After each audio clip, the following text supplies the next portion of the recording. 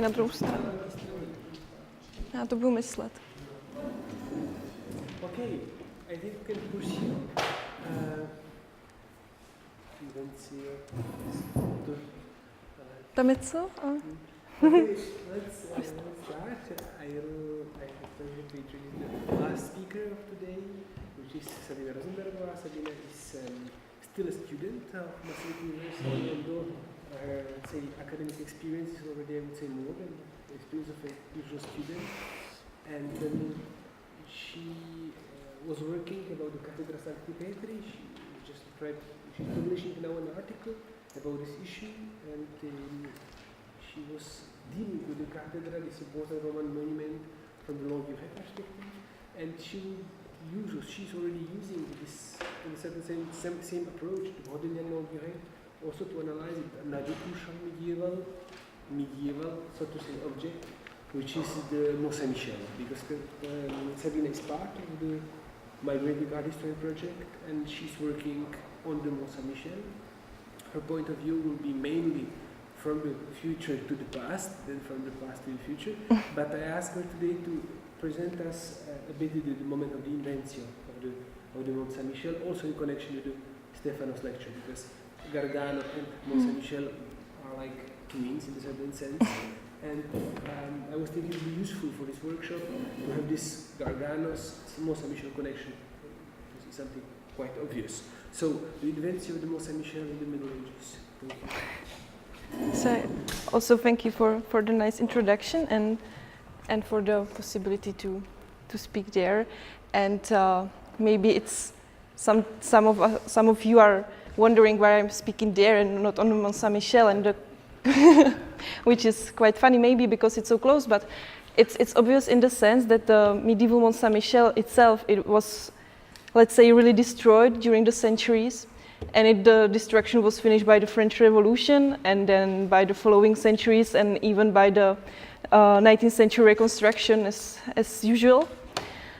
And so that's the reason why it's easier to speak about the medieval Mont-Saint-Michel with the presentation and not know on the place itself. Well, anyway, as I'm treating with the Mont-Saint-Michel in the Longue-Durée, today I would like to focus only on the medieval part of my research, let's say. And maybe first of all, I should explain very shortly, briefly, the title of this presentation, since the Latin term Inventio bears in a Latin double meaning, as is probably very well to many of you. But just to say that the first meaning can be to create or to think up, and the second meaning can be to discover, to find. And such a title corresponds with the content of my presentation, in the sense that the Inventio, that I'm going to speak about the Inventio of relics and cults in the both possible meanings of this expression. In other words, I can say that I will be speaking about the development and character of the devotion, and about the relics and cults to which the pilgrims went to pay homage.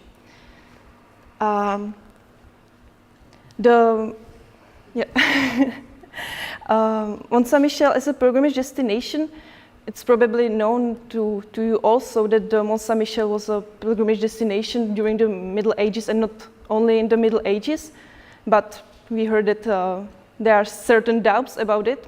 But what I can refer from the sources is the fact that since the half of the 9th century, we know that Mont-Saint-Michel was a part of a pilgrimage, but usually as a part of a longer, bigger pilgrimage to Rome, to Jerusalem, or to Monte Gargano.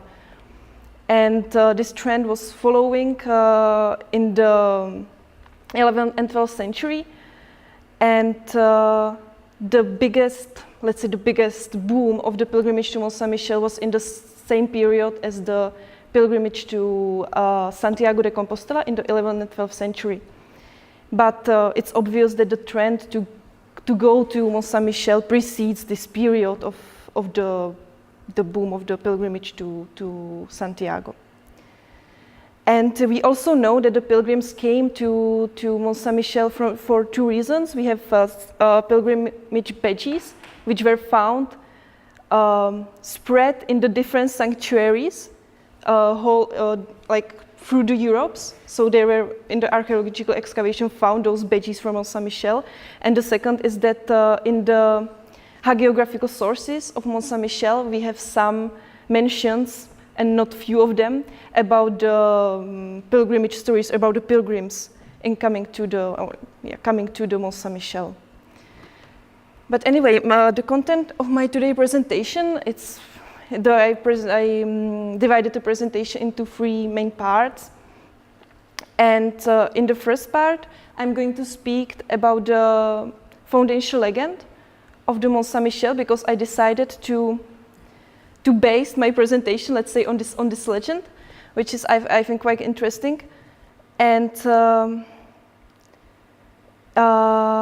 it will be the core, let's say, because it's the oldest hagiographical source we have from the Mont-Saint-Michel, and it a little bit corresponds with the Apparitio, which preserved from Monte Gargano, but I will show you later. And this hagiographical source tells us about the original relics and devotion on the mountain. It was written in the 9th century, and I will discuss this more later. But based on this source, I'm going to proceed a little bit. And in the second part, I'm going to speak about the fact how this source was used and reused again at the mountain in the 11th and 12th century.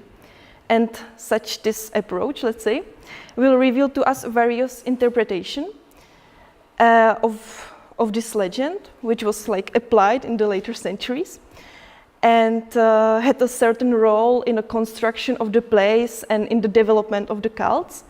And as the last point, I choose something which I call the holy landscape, and I will speak about the mountain as a whole and its capacity to create a certain holy landscape or holy zone around. So, as I've already said at the beginning, I'm going to start with a reflection on this revelatio, which is a hagiographical source describing the foundation of the really first sanctuary on the mountain of Mont-Saint-Michel, which used to be called, or it's still called, but it's like a more ancient name, Tumba. Well, I'm showing you here the page from the manuscript, in which preserved the oldest version of this hagiographical source. It's the manuscript 211, which was written at the break of the 10th and 11th century. But thanks to many profound linguistic and historical analyses, we know that the original version of this legend was written around year 820. And we also, thanks to these scholars, know that the source was written by a cleric or a bishop of Avranches, which is near to there. You probably, some of you know it really well. And he wrote this legend as a reaction to religious reform of Emperor Louis the Pius. And he wanted by this legend confirm the authority of the Bishop of Avranches above other clerics in his dioceses. And but yeah, this is quite like the historical context. But I think for us it's much more interesting what is the real story in this narration, and what the narration says. Well, in fact, the source is divided into 7 chapters, and the chapters 4 to 7 are based on an older written or oral narration.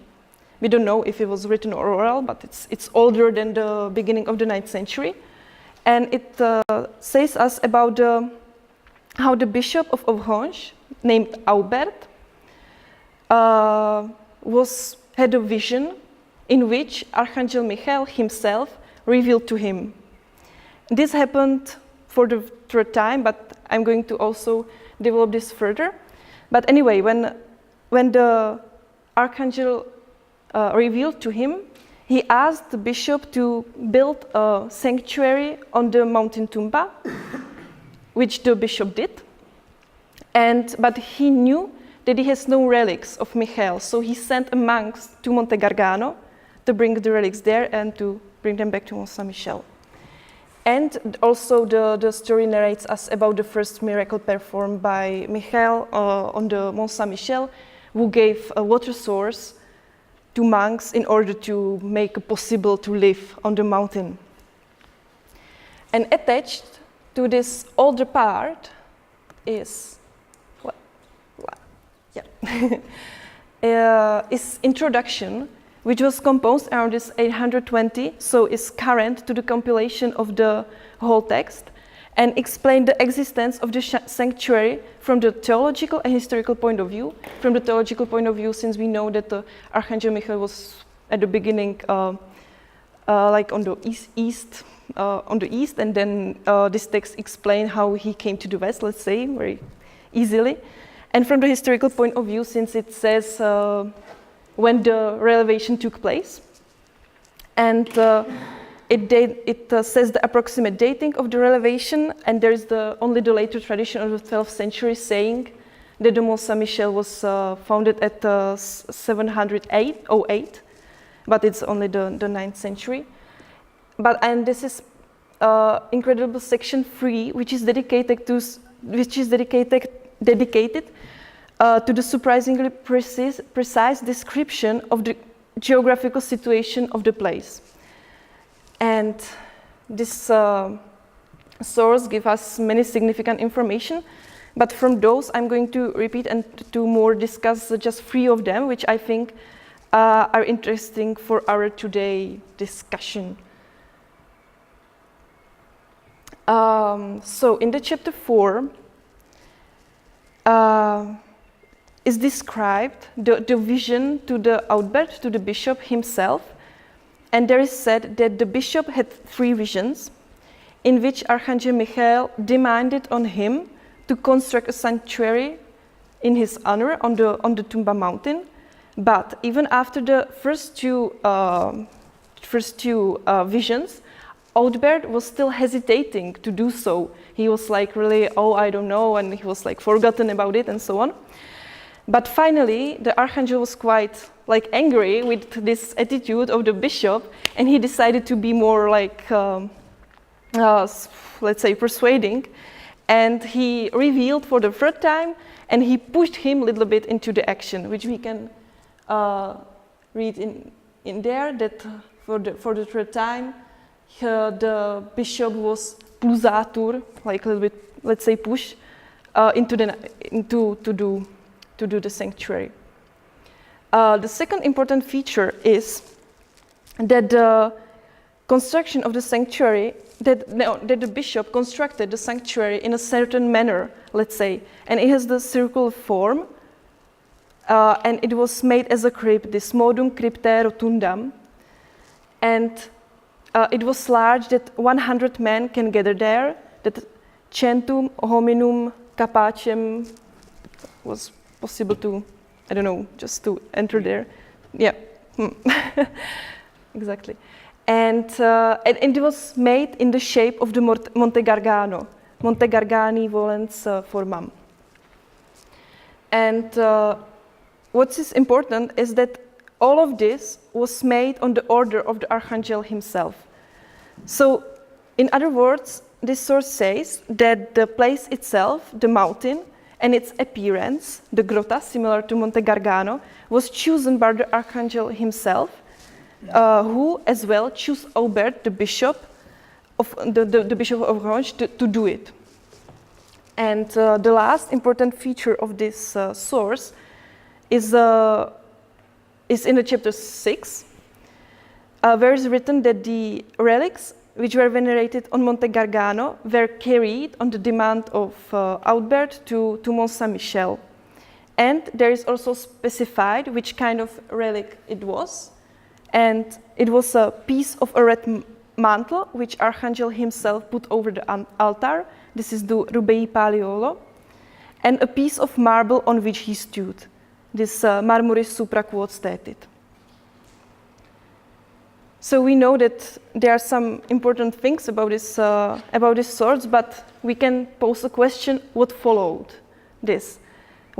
and we can also ask, what was this legend even important in the future development of the sanctuary? And there's a very easy question. I would say that it was important because this legend was later incorporated into many manuscripts and was used as a liturgical reading. It is visible, for instance, in this manuscript 211, which I already mentioned, because this legend is placed there among other 11 readings which were used on the main important feast. They were read during the most important feast during the liturgy. And thanks to this, we know that the text of Revelatio, which was written out 820 in order to enforce the position of the bishop, changed during the centuries, let's say, its connotation, because the older connotation was lost and the new was conjoined with this legend.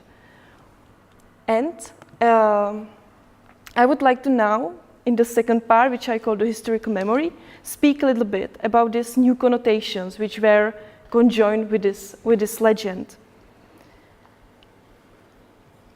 And I will show the life, let's say, of the hagiographical source in the following centuries. And we will also see how the legend was reused and remodelated in order to respond to the new demands which the community of the monks had during the following centuries, and how also this path was used to serve in a presence. And first of all, I would like to describe how this hagiographical narration was imprinted into the space of the monastery itself. I will use this example.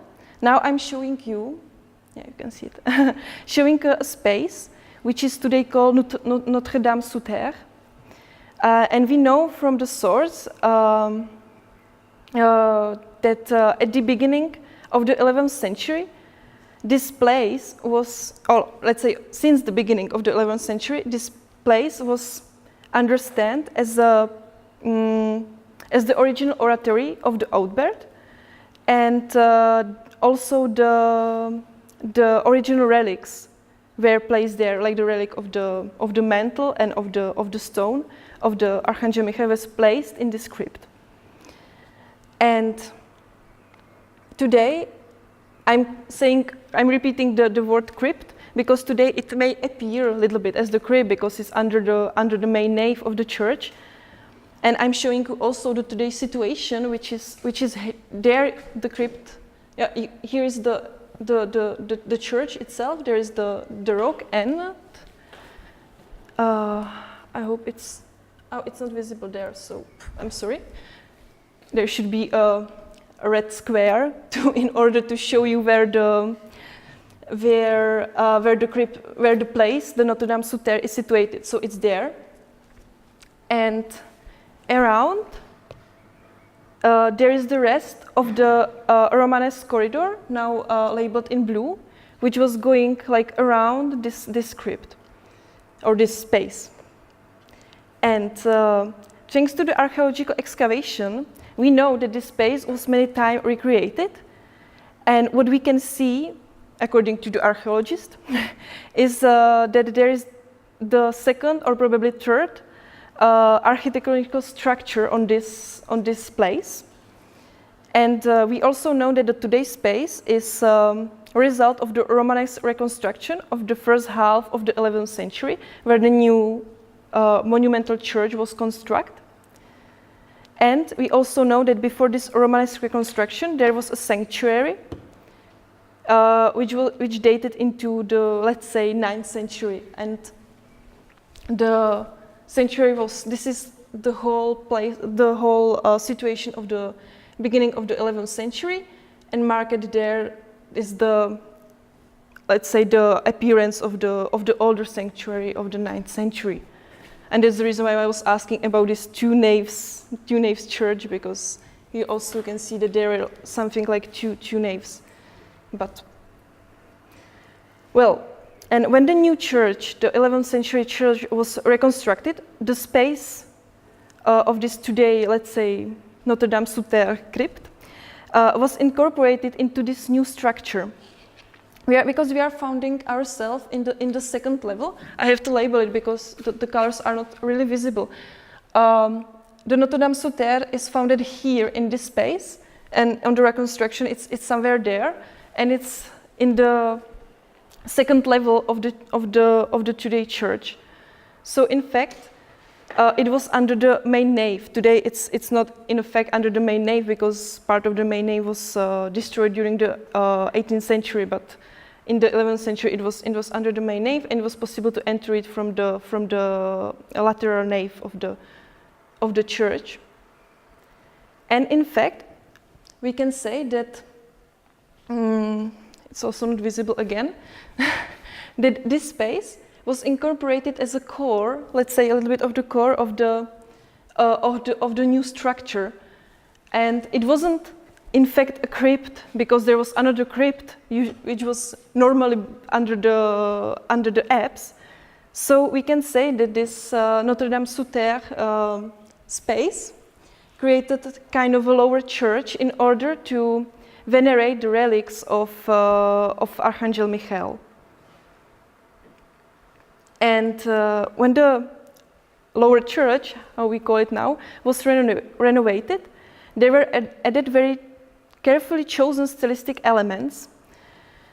As for example, it was put it into the subterranean location, and there were also put those uncovered stones. And it's probable that all of this was made in order to remain Monte Gargano. Because, in fact, not Monte Gargano itself, but the description of the revelatio, of the description in the legend, because there is written in the revelatio that it should have this modum cryptae, and they left the bare stones, which should revocate this original sanctuary. It's also something which I would like to add to this. It's that more or less in the same period, where the reconstruction of the basilica took place, was discovered the body of Bishop Audbert. The legend, which is describing this Inventio of Audbert, was written in the 11th at the end of the 11th century, let's say, and says that the body was miraculously founded. And the monks, when found this body, and when brought it into the church, they realized that there is a certain hole in the skull of Audbert. And they, according to the legend, immediately understood that this hole was left on the skull by Archangel Michele when he appeared to the Audbert in his visions. And such an interpretation of this hole was based again on the text of the Revelatio, because when describing how Archangel appeared to Audbert for the third time, he pushed him into the construction of the sanctuary. And this term, as I referred to him, this pulsatur, was newly interpreted as a really physical attack, like let's say struck as a hit. And although the linguists refer to us that the original connotation of this word was rather like moral impulse, but you know, in the later Middle Ages, they just had this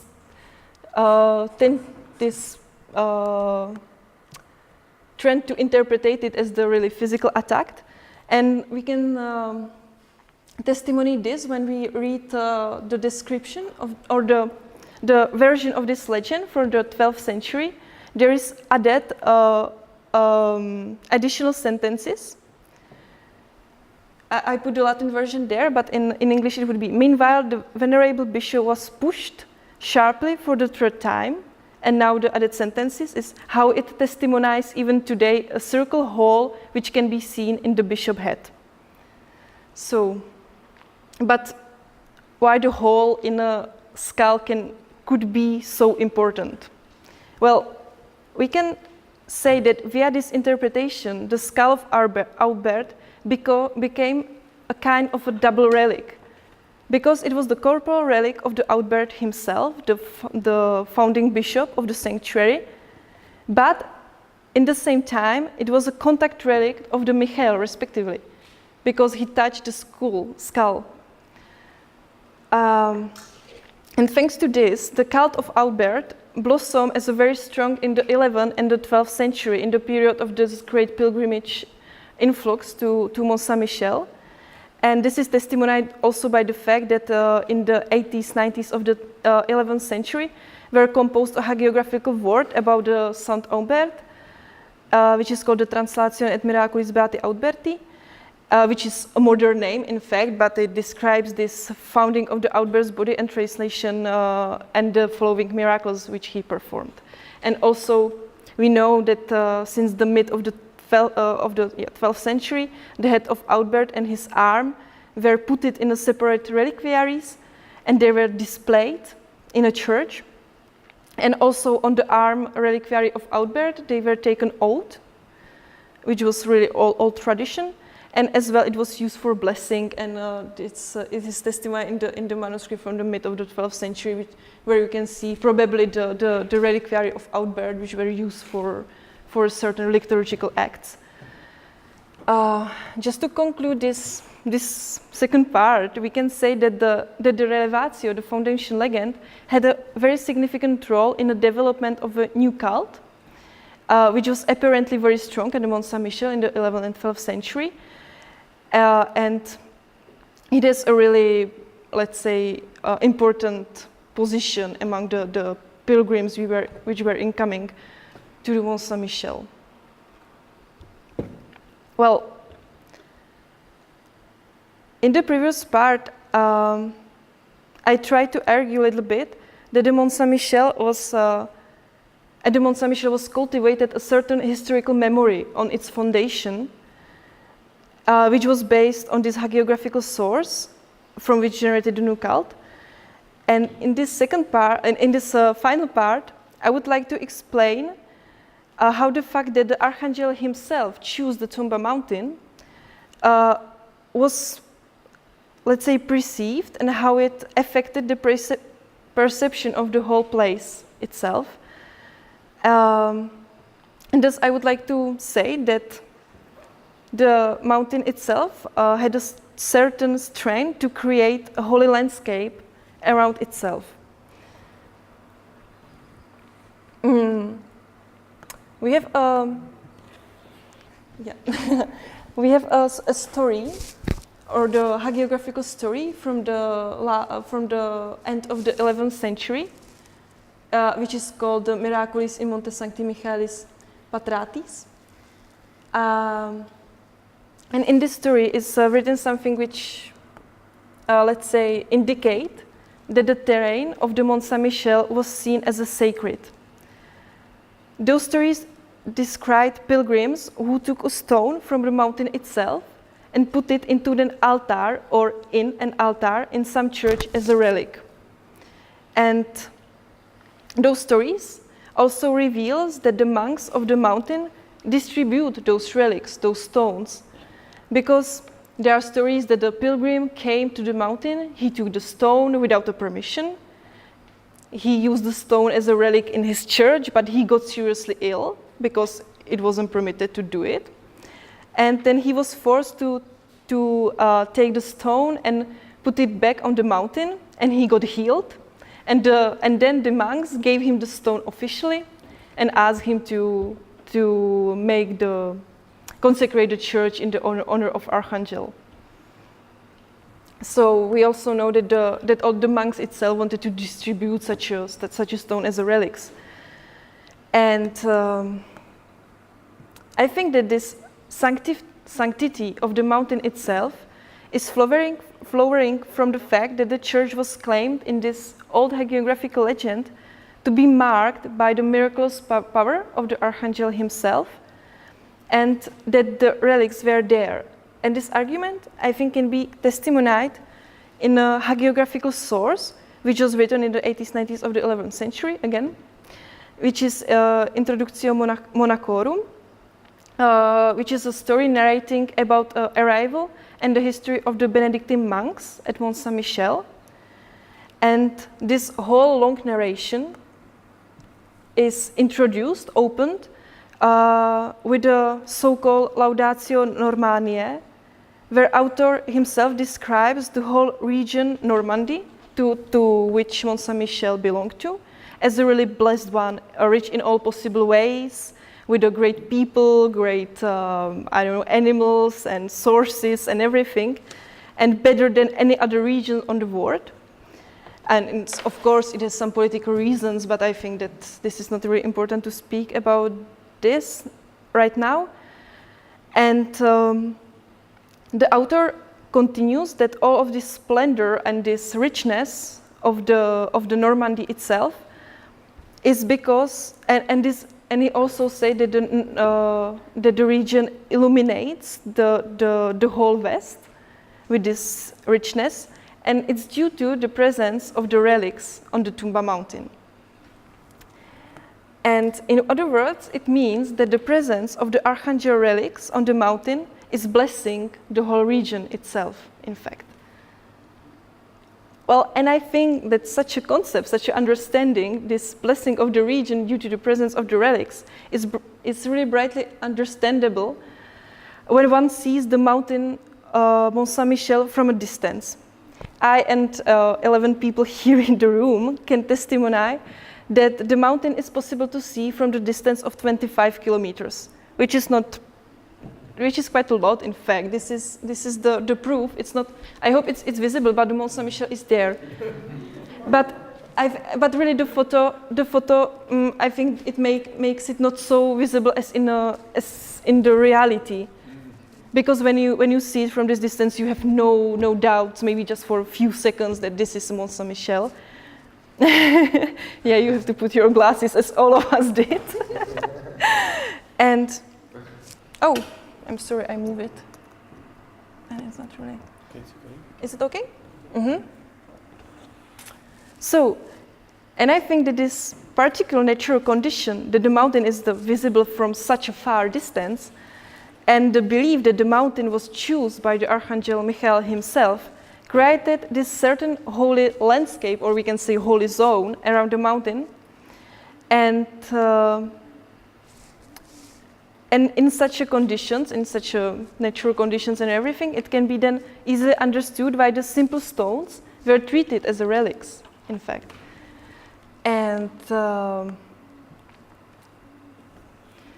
we also know, moreover, that the beginning of the 11th and beginning in the 11th centuries and following in the 12th century and further, there are no processions which took place around the Mont-Saint-Michel. I've here just pointed down some of them, which was for example, Tombelaine, the second tight island in the bay, and also, also the Avranches, the place from which the Bishop Audbert came from. And we know that for example, to Avranches itself, there were the relic of Audbert taken there. And it's no surprise that the mountain is really visible from Avranches. So I think that this visibility created this and via this procession creating this landscape around. And just to conclude, what I try to argue is that I used one single hagiographical source in order to demonstrate the basis on which laid the sanctity of the Mont-Saint-Michel. And we have seen that the space, considered to be the original sanctuary on the mountain, became a sort of lower church that was integrated into the new church space. And it has a certain special care in this devotion. And also in the similar way was developed a new cult of Audbert, who gained a special, let's say, position due to that his skull was also the contact relic of the Archangel Michele. And finally, I tried to say that the strength of Mont-Saint-Michel was not only in the relics which were kept inside the mountain as it, but rather in the mountain, the hill itself, since the stones were treated as the relics.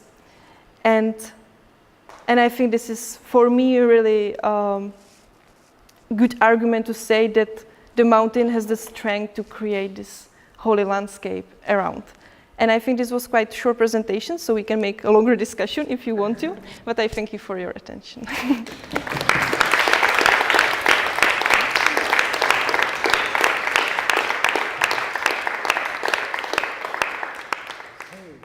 you very much, Sabina, for your paper, and yeah, thank you also for this really idea of the blessing of the countryside through the space. Of course, what's for me really interesting, but we can discuss it really much more in detail, is this tension between, let's say, human and natural, which here in Mont-Saint-Michel is a central issue, because this stone is like emerging from nothing, and probably even without the church, we would have the possibility to see the stones for 25 kilometers. On the other hand, would we be interested or no? So this like superposition on the sanctity which is created by the man and by the space in himself, which is quite unique or quite exceptional. So for me it's interesting that the countryside can be blessed by an object which is blessed by his own sanctity and by the, let's say, human sanctity. I have to admit that for me this question started to be really the most interesting, in fact, about the Mont-Saint-Michel also. Yeah. Okay. So. Are there any questions now? But it's also linked to the supernatural, I mean, of course. Which makes it even exactly complex or more complex. And of course also this link to southern Italy, which in a way is kept. And I mean, I think also the mountain, perhaps you could think it over. You put the stress on the, so to say, on its materiality, on the stones, as if they were relics. Well, but perhaps the mountain as such functions as a very big reliquary. Exactly. I mean, the whole structure. Which I completely agree. Yeah. Quite something. And I also, as we at the morning heard about Michele Baci, about this liminality between the earth and the sea. I think this is also present there, but I haven't had the possibility to develop it further. But I think it's also the way how it's close to Venice, in Mont-Saint-Michel. exactly. Island and it's entire continent. Okay, so what the question? Susanna? So we can start. I'm interested in the invention of the legend about the double relic. Was there any reason in that time? I mean, was there any competition to say that Mont-Saint-Michel is much more important than the others, or maybe you said it, but I no, I haven't said it. But I think maybe it was also a question of competition. But I would rather say that it was a question to have a corporal relic, because the contact relic in the time wasn't really something. Oh, wow! So I think there was a certain effort to make a corporal relic which was connected with Archangel Michele, and also to have a relic which was original, and which wasn't like the same relic at Morte Gargano, but was like the original relic typical for Mont-Saint-Michel itself. Yeah. I think I'm so. interested in why, exactly at the moment, it was necessary to say something. Well, I think this is I think this is much more complex, because I haven't mentioned one feature, which is that at the end, or in the second half of the 10th century, the Benedictine monks were installed to Mont-Saint-Michel, because previously they were like not even a community, just some monks living there. But the Benedictines came in the second half of the 10th century, and the body of the outbird was found like around the year 1000 or slightly after. So I think that maybe the community wanted to say that they had right to be on Mont-Saint-Michel, because they found the body of the founder. So maybe it was connected also with this.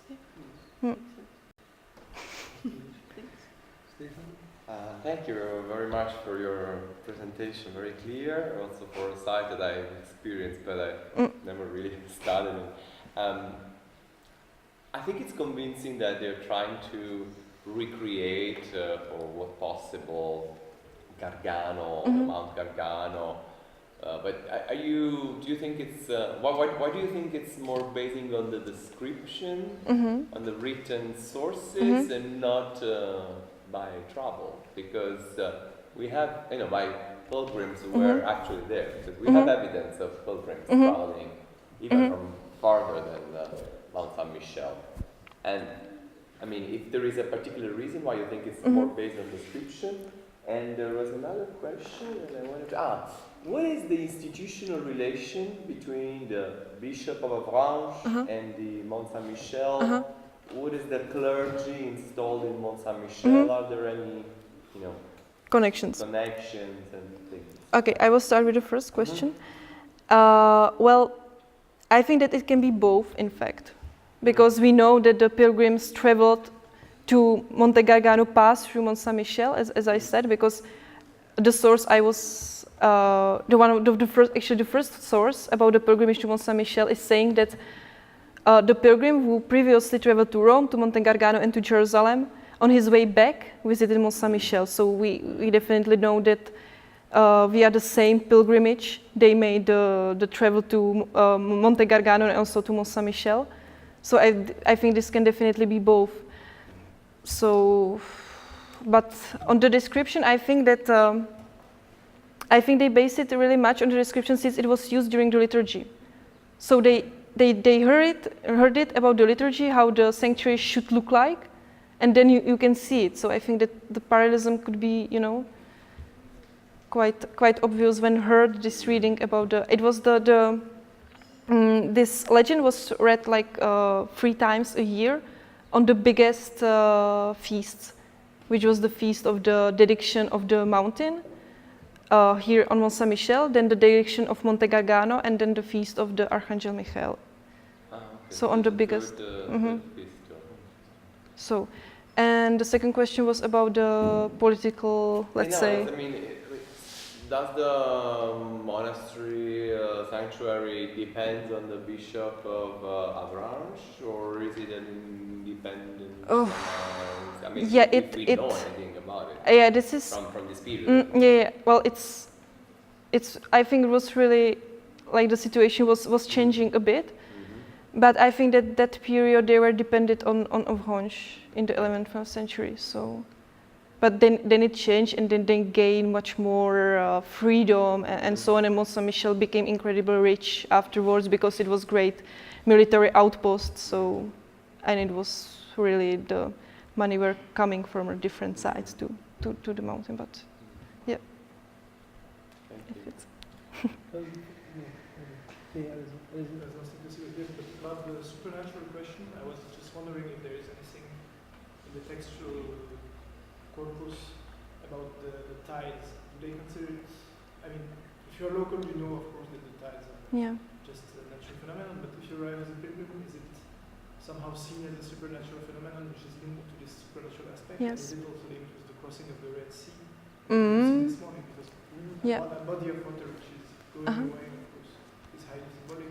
So is there any mention in the textual content? Like in the sense you mean that the tide is caused by some supernatural, like, I don't know, you mean, or just some stories with the tide? Well, it's perceived in the sense that we have miracle stories from the second part of the 11th century, that the Archangel Michele saved, for example, a woman which was kept by the high tide, that because she was pregnant and she couldn't escape so quickly. So, and the water arrived, but due to the presence of the Michele, she was saved, and she gave birth to the child. And when the tide came back, they found her with a newborn child. So there are stories like that. But of course, it was perceived quite a lot.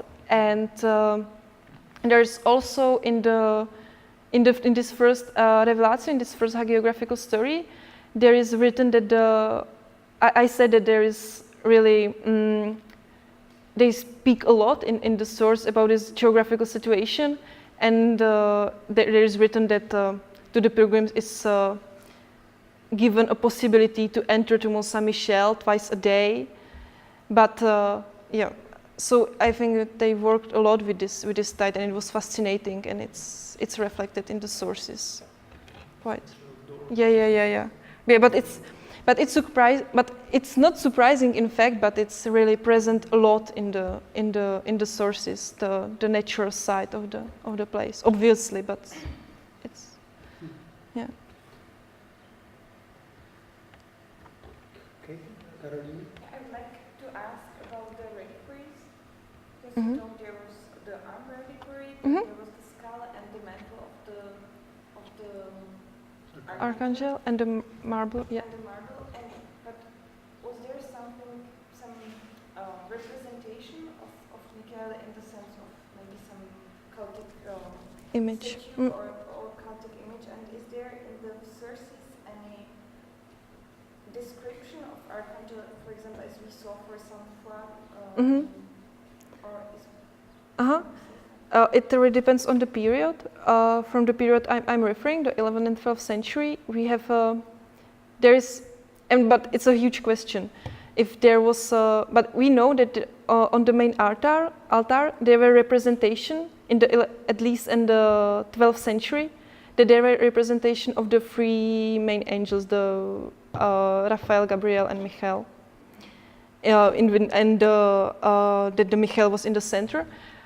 And there is also a probability that the representation of the Michele was brought in a procession in the 12th century, which is a little bit indicated by the sources, but it's not really clear. But we don't know what this image was. It's written imago, so we have no idea if it was a icon or if it was a sculpture. But it was there. It was on the main altar.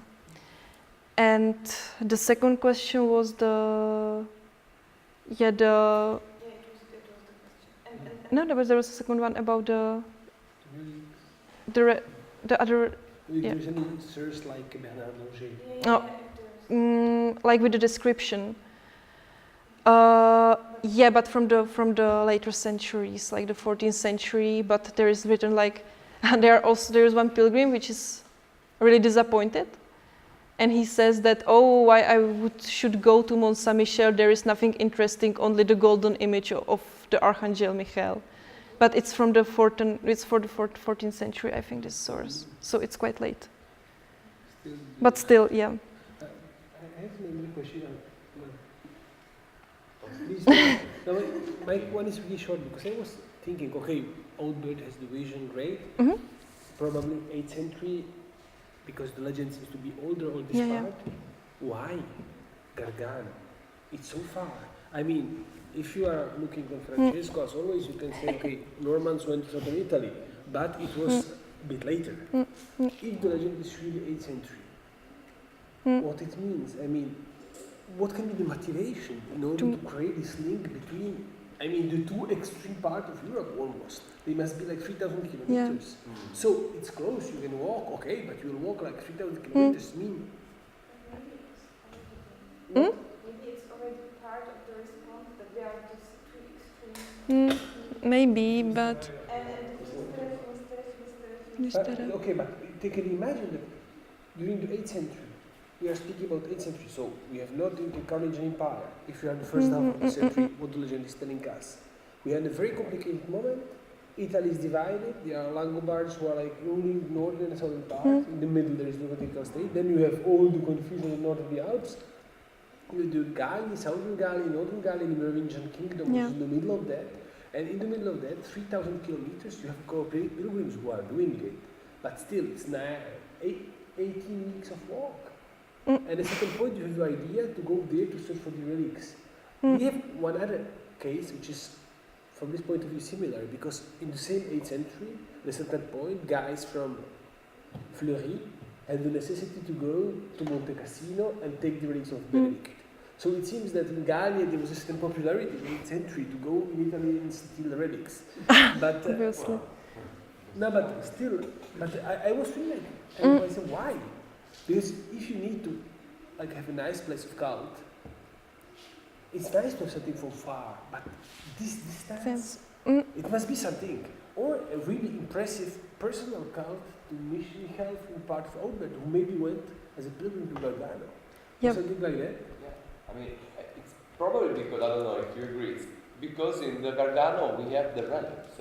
Yes. There is no other place where you can get relics of the angel. Where do you get it? He appeared there, and this is probably the reason why it became.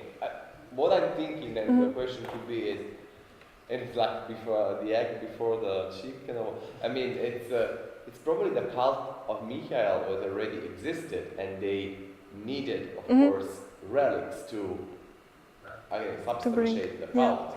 And where else could they find it? Gargano. Yeah. Then there is all the stuff also the Michele cult in general, as we know. The Michele cult in general, as we know. In general? Yeah, in general. In general. In general, but, well, Perugia.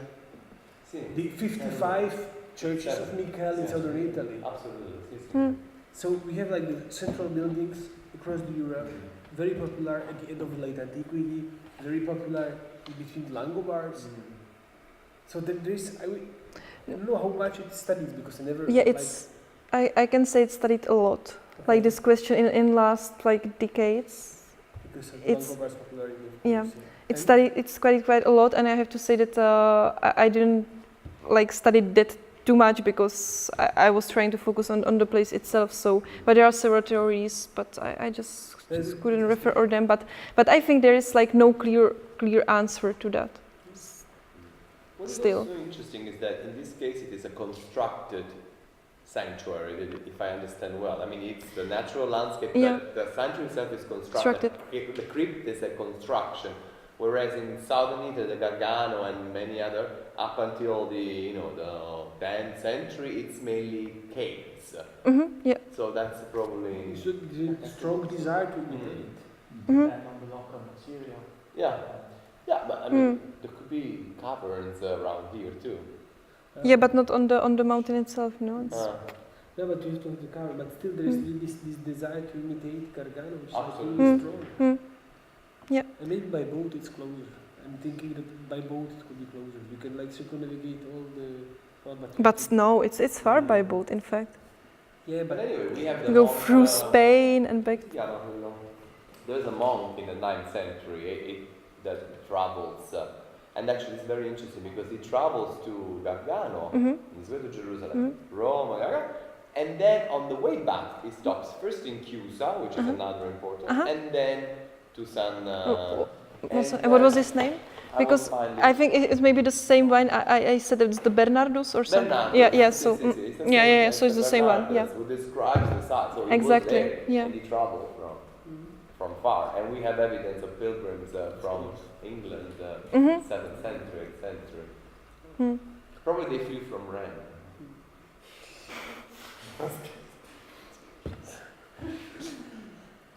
Martin? It's just if you found something in the hagiography about this long distance view on the object, there's like story, what it might do with the person who would be watching.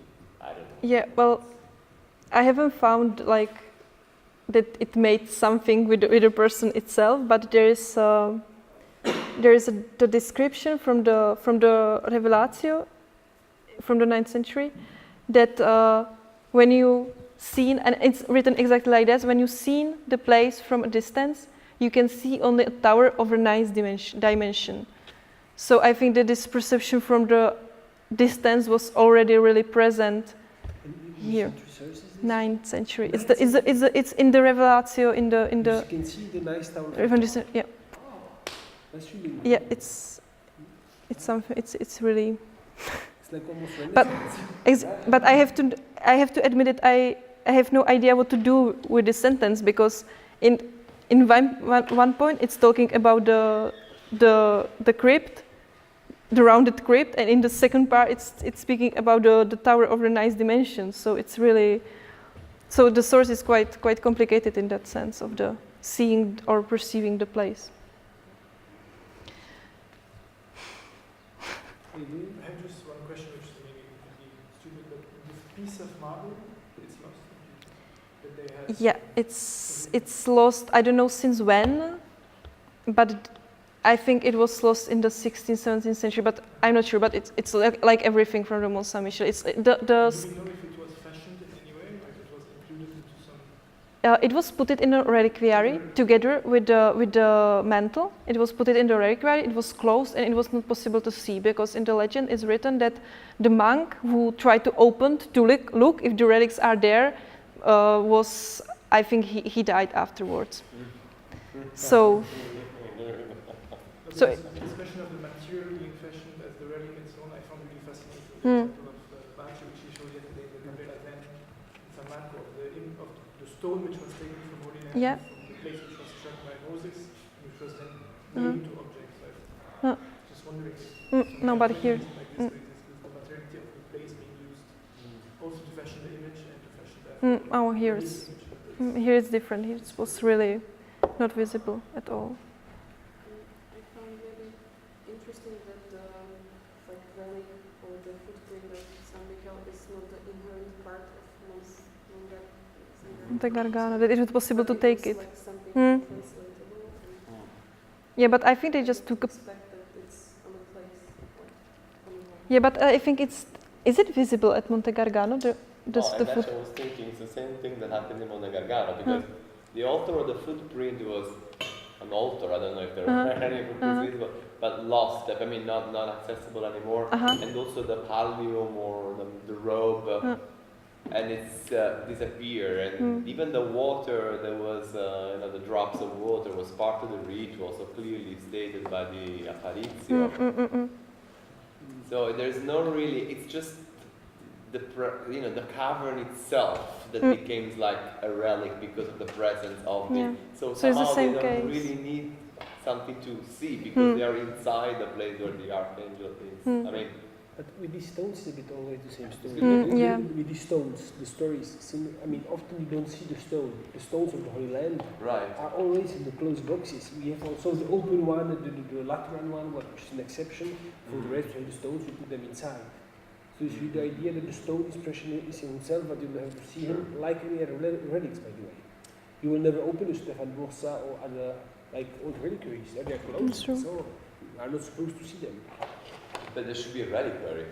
Yeah, you see the reliquary. In this case, in Gargano, I don't know, in Mont-Saint-Michel, no reliquary. Yeah, but but in Mont-Saint-Michel there used to be the reliquary, but it disappeared. That's true. You know, Ambrose and George Protasius are until the altar. It's like in stone, marble, and it's the presence. Yeah. You don't need a golden object if it's the altar. Okay. Great. So, thank you very much, Sabina, and thanks